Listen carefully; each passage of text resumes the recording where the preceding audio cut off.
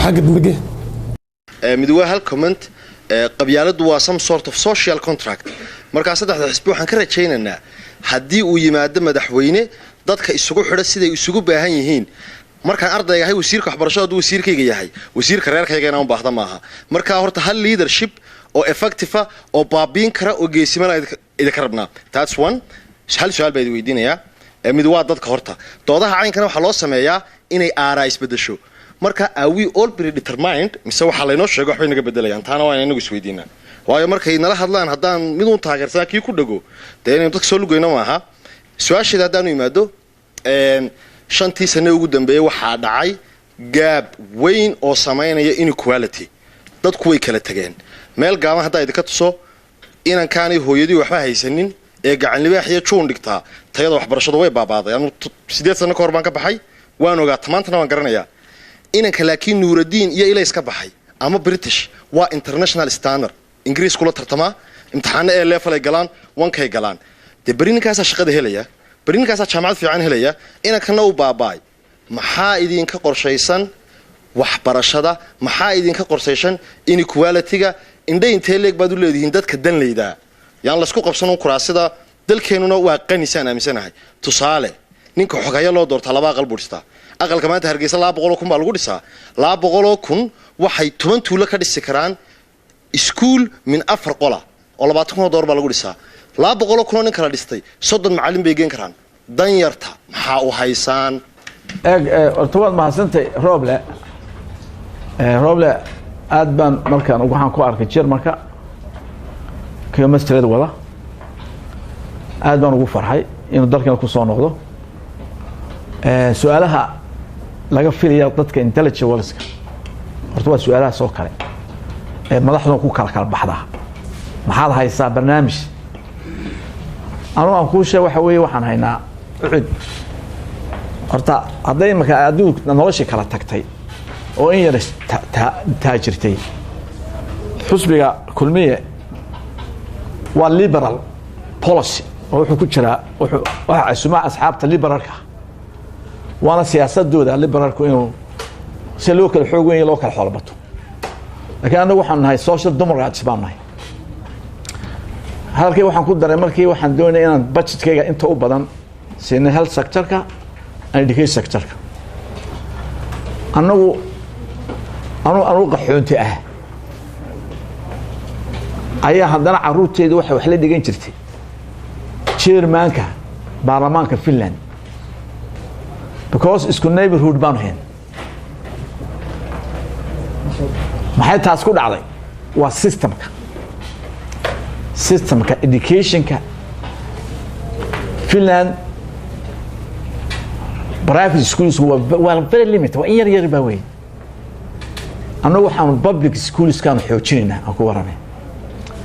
75% pupils ka ardada waxaan u diyaar gareynaynaa inay professional and vacation schools ay galaan waxaan doonaa insha Allah taala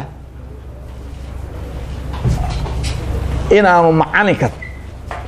in Finland markaan kala soo saar statistics adduunka education waxa ugu fiican waddanka Finland iyo South Korea qada wax akhridaa wax akhridaa boona dadka reer Soomaaliya qaadka cunanay waxa weeye maxay ku haysaa waxa ku haysaa macallimiinta quality ka haysata tobankii macallin soo dalbada application soo dalbada Finland saddex baa hela waa in America tobankii soo dalbada boss sagaal baa hela macallinka waxaan doonaa insha Allah taala inuu hours wax ku qaato hours mushaharkiisa inaan macallinka ninka shaqo ka waayo telesom aanu u soo doonan tacliin educationke dadka brainki inay tagaan fiilka educationka jaamacadaha iskuulada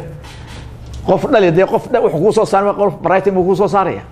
waa in dadka wax bartay ee heerka ay ku weyn ataan that's our policy inaanu tayeyno qofkii sameynaya school private waxaan eegnaa curriculumkiisa aan eegnaa facilities aan eegnaa ya hagu caruurta ku xareynaya ma cage buu ku xareynaya sayma ka dhacda daar yar ma wax u sameynay marka waa meelaha anagu aan xooga saarno danyartana waxaan ku leeyahay danyartana waxaan leeyahay barnaamij fiican u leeyahay inagu xoolaheenu dhaqanaa xoolo meemka waxaa laga yaabaa berdhow in xoolaba weynayno inuu miyiga waa laga soo guuriya xoolo waxa laga dhigay oo dhafdhabarkeena wax laga faana laga dhigay waxaan doonayna sameeyna bank life stock development bank baan doonayna sameeyna oo bedelo habka wax loo awoowe u dhaqi jiray waa in ha casri sameeyna anagu waanu haynaa barnaamij fiican hadday idu food ka bixinaysaan assalaamu calaykum horta mid waa yar sir weydiinayo Faisal sidaan waa anu wax u sharxay haddana Finland biga tago wuxuu yiri inaan carruurtayda iyo kuwa baarlamaankaas wax dhigta tana waxaan simataa Faisal oo halkan maadina ugu soo celi carruurta markaas uu dareemi doona sida wax loo qabanayo ana dareenkaas badan ma yahay carruurta meesha ka maqan tahay taas waa comment barnaamijkan aad soo jeedisay horta ku hambalyeynaya wax lagu bedelaa marka dhaliisha dad aqoonyahan intay eegaan deetana halkan la isla helo ilaas ay u bedelaa annagu kulmiye ahaan barnaamijkii waxa ku jirtay inaanu iskuulada dhexe iyo hoose free ka dhigno ardayda waa laga dhigay waxa soo noqonaysa oo soo baxday tayada hoos u dhacaysa stepka labaad noo haray waxa weeye ila wuxuu tareehay wax kordhiye oo danyarta soo wada gashay tacliinta oo hal la wadaago waxa soo baxaysa in tayadii ay ka hoos marayso kuwii baraafika hal tababar baa noo hadhay waxa weeye in tayada la sibo oo kor loo soo qaado tayada stepkaasina waxay rabtay inuu ka jilicsan yahay kii hore aan qaadnay talabaad anagu waxaan ku shaqeynay xisbiga ummaddu haysan waxa weeye liberal democracy marka waa ideology hore laga marka waa hormarsaday inaan marka ideology badan isku dhaafsan oo maxay tahay waxaanu qaadanay inuu suuqa xor noqdo free market haddana waxaan u baahanahay sidaa imika aad sheegtay inaan la kala tegin ay dowladdu ama xukuumaddu balanceka ay ku shaqeynayso ay isu waabiso dadka intervention in la galo waana khasab waynu koraynaa waxaan waddaa imika dee waa dhowr 10 sano intaan aynu bilaabayno dowladnimada iyo baadida waa early dhaliiruhu way nala jiitabeen in badan ba dhaliireen la soconayaan laakiin haddaynu ra'ayaasha saa isugu keeno oo wixii talabadan qaaday qaladkaasi ka soo baxay shuf ragga ay haysataa ama dadka haysta dhalinyarada rag iyo dumar waa dee mutacalimiinta adduunka aad arkaysaan dee mutacalimiintiisu ma ka saara dhibaatada ama ku haya waxa weeye anaga cid xili ma jirna maaha fikra waa in qofka iyaga rabaan research dhibaatada ay keenaan kolba xukuumadii jooga ama xisbiga ordaya u keenaan marka hawsha ay gudubtay marka taa noqoto waqtigan lagu kooban waxaan toban daqiiqo waqti kooban dumiya ku soo bismillaahi raxiim su'aashaas idin soo jeediyay aad u mahadnaqayaa wasoo kooyay odayaasha runtii wax badan yihiin nidaamka waxbarashada anagu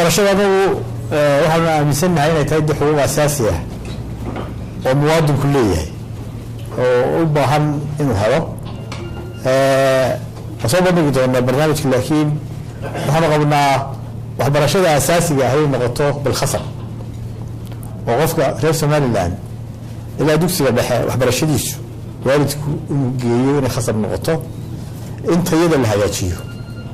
in kula midaysanna la helo sida la sheegay boqolaal iskuul kala jaamacad waddanka jira mid carabi lagu dhigo mid ingiriisi lagu dhigo qaar aan garanaynin waxay dhigaan marka waxaan leeyahay haddii curriculumkan la simo macallimiinta tababarkoodana la badiyo macallimiintana incentive wanaagsan la siiyo berigii kolley aan iskuulada ku jiray macallimiintu waxay ahaan jireen kuwa ugu dee mushaaro badan civil servant